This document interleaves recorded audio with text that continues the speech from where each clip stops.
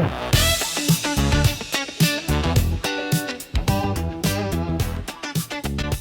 hey there, everybody, and welcome to another edition of Speaking Of. Today we are speaking of policies, in particular, when policy documents contain the wrong content. Brought to you by one Louis Eisen. He's a good friend of the Holly Group family, a terrific guy, a very smart guy who has this annoying and greatly valued penchant for taking the things that I say and blowing holes in them. I think you should tell people that this won't be boring, though. Like you told them about. Yes, that's right. Yeah, just so we don't lose them right at the beginning. No, it won't be boring. Louis, thank you for coming.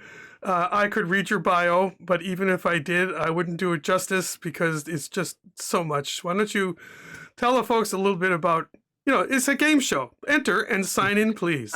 Sure. Thanks for having me. I'm a policy writing educator is what I am. And having a legal background, I kind of apply legal writing, legislative principles to policy writing, because I remember for so many years watching people writing policies and arguing, well, you need to do this, you should do this, and back and forth. And it was all about, well, this is what I think is right. And this is what there was never any common framework, set of rules where we all could agree on what made it right.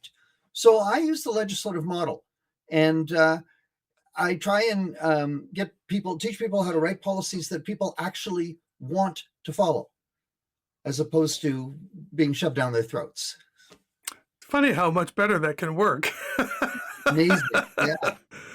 And I am Steve Weissman. I'm your host. I am the CEO of Holly Group, data and information governance consulting firm of some repute, hopefully not terribly ill. Really focusing on essentially how to use information as a way to mitigate risk and unlock opportunity. It cuts both ways, but only if the information you're basing stuff on is any good. So a big part of ensuring that it's good and properly cared for is the policy bit, which is why Louis is here, ladies and gentlemen. The instigator of this this conversation is a post, Louis, that you put on LinkedIn recently, where you talked about, as I mentioned at the outset, when policy documents contain the wrong content. And your setup image in it says that the most expensive room in the building is doing the wrong job, deliberating over the wording, say, of the employee handbook rather than the policies that inform it. So you had me at hello. Why don't you tell us sort of what that all means, where it came from, and what do we do about it? Okay, well, can I start back a few years, maybe in the paper era? Because this is where people learn to do this stuff. And in the paper era, we took the same document and you gave it to an approval group and they put their sign on it, and then you gave that document to everybody to read. That's a paper model. In the electronic world, we can do things very differently. People can read all kinds of stuff that we can assemble. So one of the things that we want to assemble is a little bit of the piece of the policy. But everything that people read doesn't have to be approved by the people approving that policy. So that's the starting point. So the question is, what should those people be spending their time on when you're approving policy? And I have this very radical feeling, because I hear people often complaining, no one is reading the policies.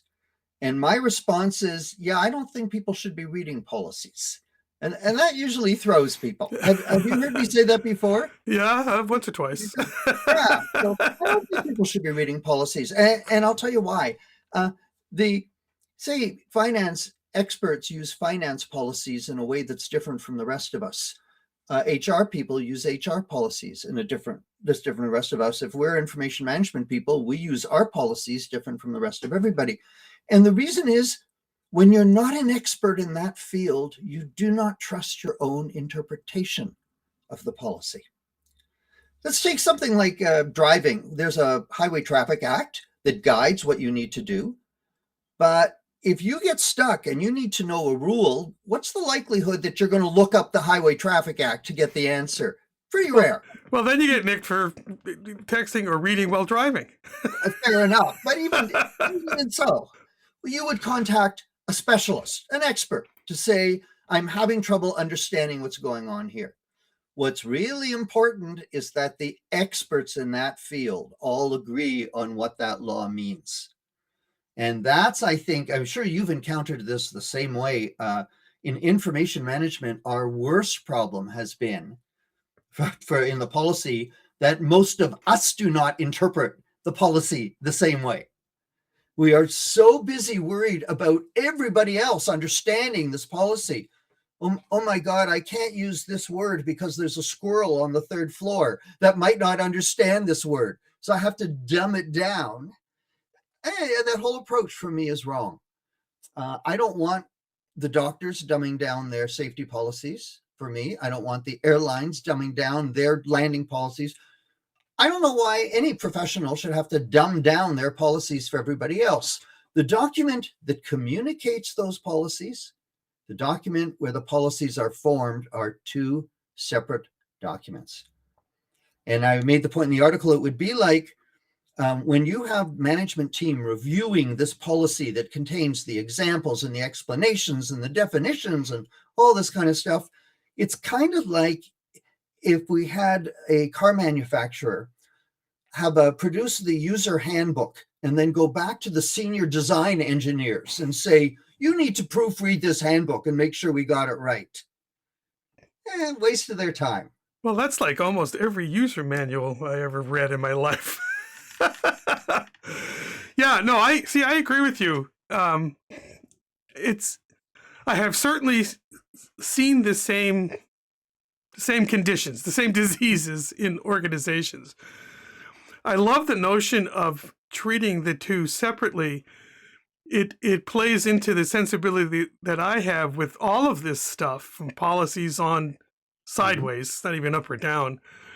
How much of a role effectively marketing plays in it? We do spend an inordinate but necessary amount of time talking about culture change and all that. The policy piece of it is such an important piece that it is rather striking, and I think you articulate it really well, that it hasn't carried over into policies. So like, here's the important stuff. Now let's explain it in the context of the people who need to execute or abide by it. Right. That's the marketing piece. That's right. Absolutely. And it's a different task. And the degree of granularity that those people need is not a good use of time for the people who should be at the 10,000 foot view. Right? People looking at the large pieces. Yeah. It's just. Yeah. I don't know if it's. Yes, I do, actually. I'll withdraw that particular sentiment. I was going to say I don't know if it's a recent phenomenon or not. I don't think it is. I think I'm noticing it more. How much time people spend doing things to do their jobs that actually aren't really their jobs. And so I've come to talk about it lately in terms of, well, even broad information governance, right? So much of the foundational work is such a heavy lift before you can even make any really good decisions. That's not why a lot of the folks in those positions, that's not why they were hired. It's a necessary evil, but they were hired to make the decisions. So I think of it in terms of, how can we get you to do the job you're actually being paid to do? So I would think, as a consultant, you must often come across organizations that have a problem separating oversight from operations. And the oversight people are constantly reaching down into ops. Is that your experience? Yes, although I think the issue is deeper than that, where in a lot of ways there's not enough oversight. And what I mean by that is, a lot of the initiatives that I somehow get involved with, maybe it's why, they tend to be more grassroots or side plays. In other words, it's not a diktat from the top. It does happen, and that certainly makes things a lot, I won't say easier, but a lot faster. well, we have to do this because the boss said so. Let's make the best of it, kind of thing. But a lot of times, it's perhaps a department manager who knows that they have a problem, and they're trying to solve it, and they don't really know, or it's somebody who's dealing with the information more grassroots, and they can't get traction. They're just going to do it themselves the best they can. So, but that's the same problem, because it means the people who are supposed to be doing the oversight have left a blank. They And left then a blank, so it's not too much oversight. It's not enough. there's not enough. So instead of spending their time looking at really the large issues, and what I would call sort of first order decisions, the kind of decision you want to make once and not have to revisit it again, that's where your oversight people belong, right? And Right. too often, because when they're not involved in that, those first order decisions get pushed down to the operational level, and they end up getting reviewed in the policies Yes. when they should have been made way back here in the strategy. Because documents or policies, like nature, abhors a vacuum. Right. There's a bumper sticker. Right. So maybe I guess I have two thoughts. Maybe pick one, and we'll come back to the other one. Okay. Well, and maybe they relate. One was or is: do you have some examples that you can anonymize, because we obviously don't want to embarrass or get anyone in trouble, where this was particularly egregious? And then the second half is, what'd you do about it, or what did they do about it, or how did they grapple with that? AI is particularly an area where I think we see it a lot, where the people at the top are panicking and they want answers in the details, when what we really should be doing is still getting oversight and principles. Mm-hmm. Okay? And you could pick almost any organization and say, look, have you put any thought into what the values are that are going to guide your implementation of AI? That's a first order, one time made decision, not something you want to make once we have the plan. Right. Right. Right. So, Right. and I think a lot of organizations do that. So there are groups that at some point they say, okay, you know what, we keep stepping over the last thing we did because we're not getting ahead of this game. And how do we get out of it? And what you have to do is, first of all, it's a governance separation. It is how much confidence do you have in the experts you've hired, your specialists, to be able to implement the plans that you set? Because where they don't have that, they keep reaching down. But if you have that confidence, then let's stand at the top and you meet with the consultant and say, here's where we're going. Does this work out theoretically? Does it meet our principles? What's the broad strokes here? And then let the technical people take it away and resist the urge to. Yeah. Well, I really love that. And it's not, in my experience, you don't hear a lot of that kind of essentially management philosophy, I guess is the word I'm looking for, penetrating as far down, if you will, as policy. I mean, what you're describing is how I always look at my role as a manager. The guiding principle for me has always been empowering the people to do what they do. And my job is, if they've got a problem or an obstacle or they need a resource or just have, my job is to go get what they need so that they can take it and run with it. And you're describing very much that, if I've heard it correctly, which I think is just so powerful. And it comes back to really a fundamental issue with business governance of all kinds. Do you have the right people? Yes. Or are you the right person? Right. Which isn't something necessarily, I guess, a person would have the self-awareness to know, but their boss might. Fair enough. So the other thing I should pull back is when we're talking high level stuff, I'm really talking high level stuff to the extent, for instance, when people ask me, well, should we have AI policies? And, I'm a believer in that everything that you would put into a policy in AI actually already has a home somewhere, right? Mm-hmm, mm-hmm. But if you really need a policy, okay, here's your sentence. We commit to the responsible and ethical use of AI. That's your policy. All right. And now you need to implement that. How do you implement responsible use? And then at that point, you need to be able to set it down.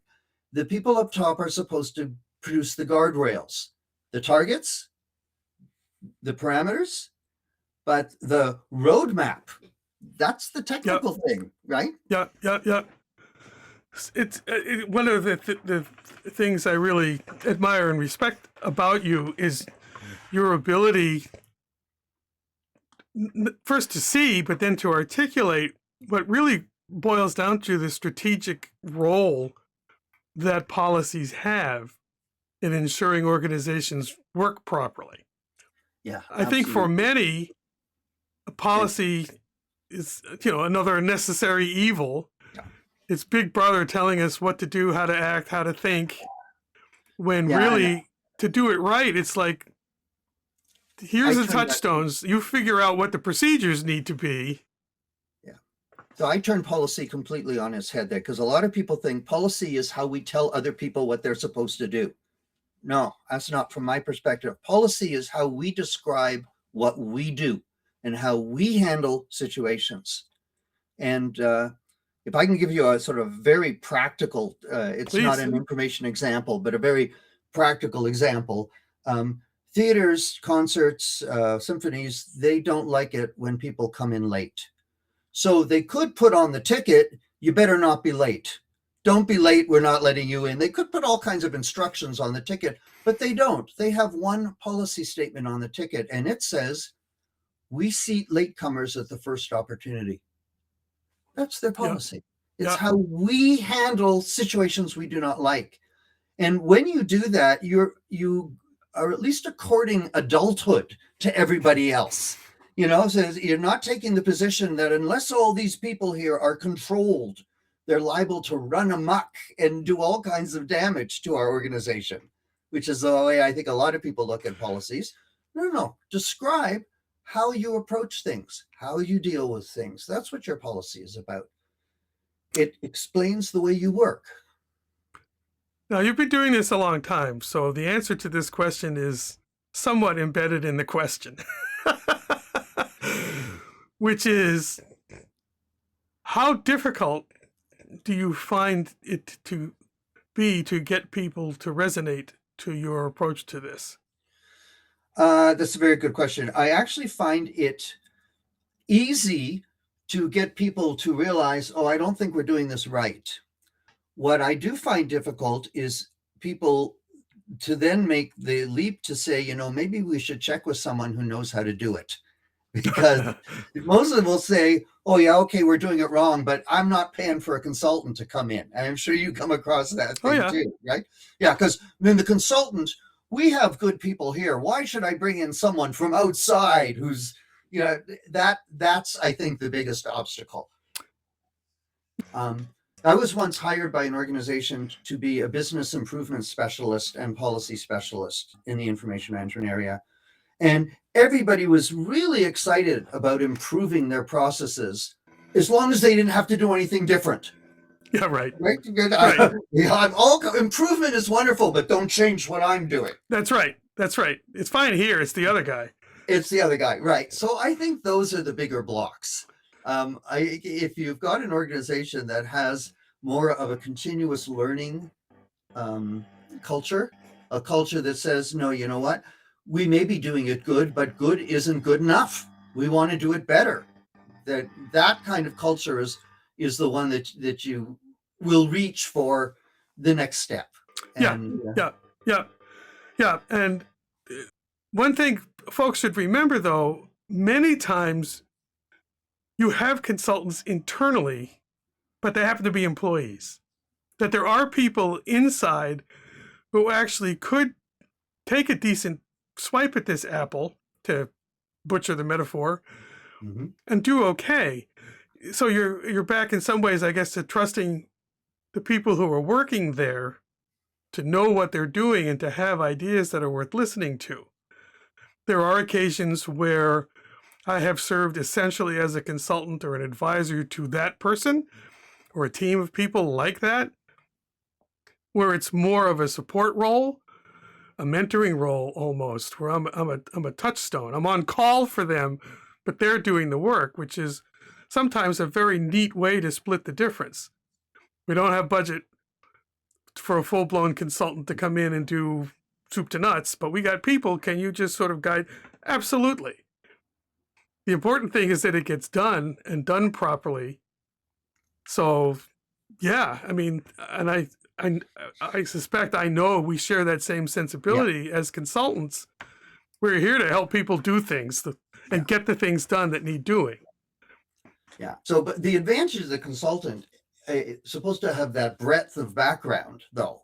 So I do understand if you've only worked at one organization for 30 years, you become a consultant, you're not really bringing anything new to the table. But if you were to go to the organization in the next suite, you might be incredible for them because you bring a whole new perspective that they didn't have. I still think where organizations fall short, and certainly on the policy area, and I suspect yours too, is the failure to define their success factors and key performance indicators way ahead of time. Yep. Right? Or ever. Or ever. But so that makes, certainly in the AI, if you're implementing AI, well, that's part of your project. You have to figure out what the success indicators are. No, sorry, that's backwards. Okay. Yep. We're putting in policies. How are we going to know if we've done it right? Is it just going to be someone says, yeah, I like this? Is that going to be the test? Is it just, are we going to have happy employees, which is important? But is that the only test? We're not going to have any trouble. Those types of things are the issues I think organizations need to look at first. Yeah. And also then to discuss, this applies in my area as much as yours, their tolerance for risk, and really put on the table do we have a tolerance for risk here? Are we prepared to empower people, give them guidelines, directions, let them run with it? Or if we look in our souls, are we just never going to give up the reins? Right? We're going to on everything to be checked, double check before it goes through, because for whatever reason, this organization cannot afford to have a risk tolerance. Those are, I think, are the big questions ahead of time. And they're big questions. Yeah, no, no doubt about it. It's always fascinating to me, whether it's this or the monthly roundtables that I'm so pleased to be a part of with Jesse Wilkins and Donda Young. Was that too subtle? They're great. It's amazing. Attend when I can, yeah. Yeah, so. But it's amazing to me, as is happened here with you, how frequently it comes back to these fundamental bits of culture and the need to identify it, change it many times. That it really has nothing to do with technology. It doesn't even really have to do with the data itself. It's all the human conditions surrounding it. Absolutely, 100%.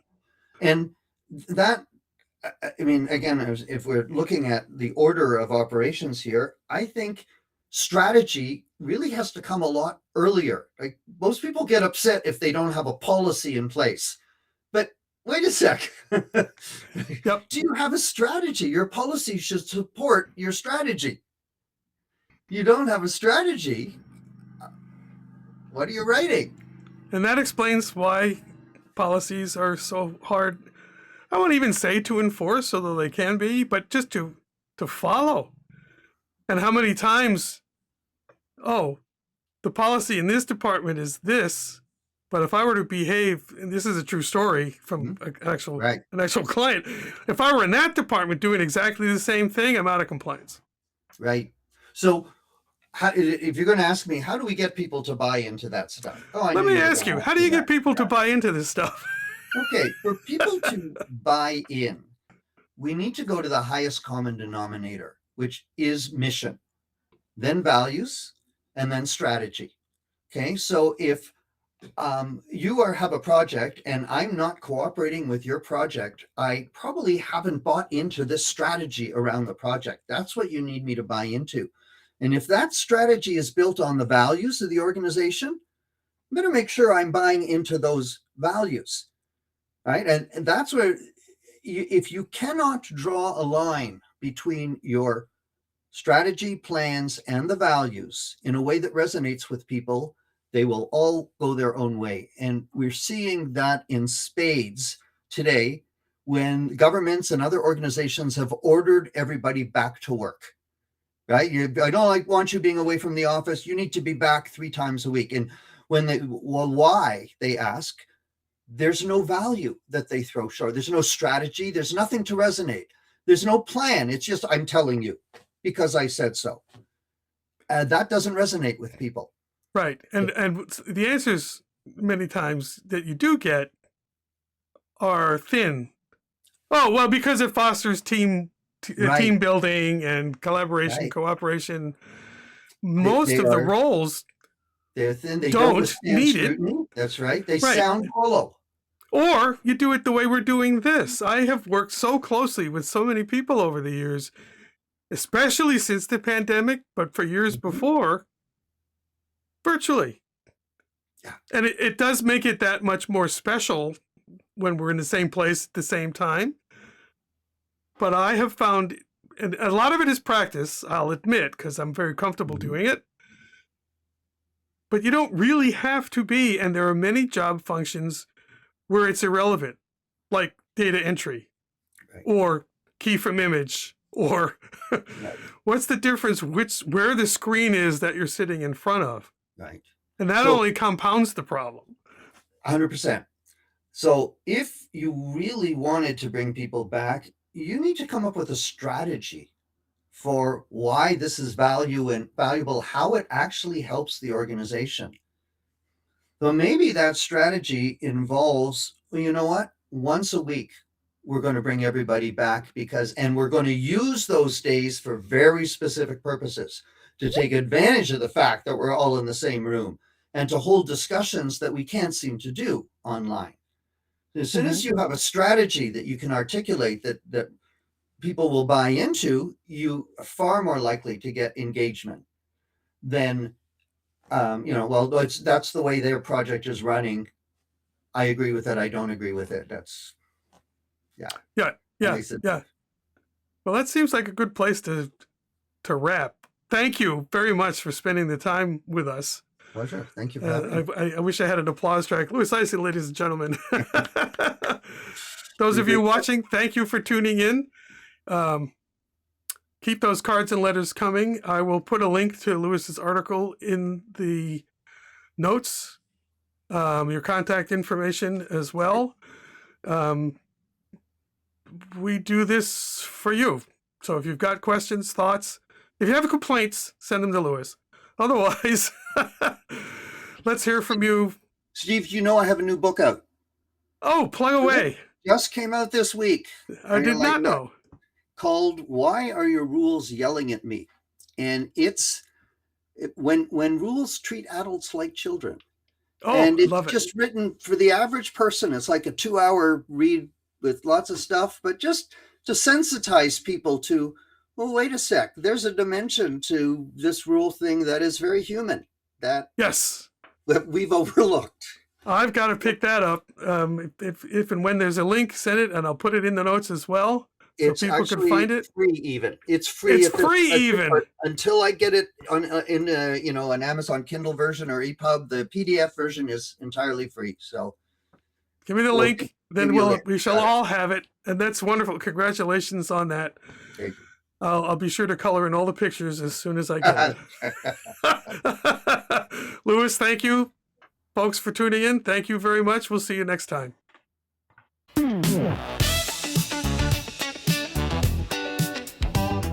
This has been Speaking Of with Steve Weissman, the InfoGov guy, a Holly Group production.